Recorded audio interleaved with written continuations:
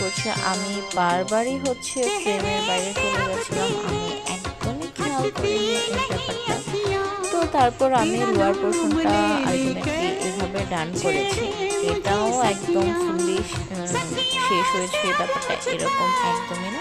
তো ইনার কর্নারটা ফার্স্টে হাইলাইট করে নিচ্ছি, তারপর ব্রাবনটা হাইলাইট করবো, অ্যান্ড তারপর হচ্ছে তো ভালোভাবে আমি inner corner and outer corner line করার পর তারপর একদম চিকন করে হচ্ছে একটা লাইনার দিয়ে লাইন ক্রিয়েট করে নেব।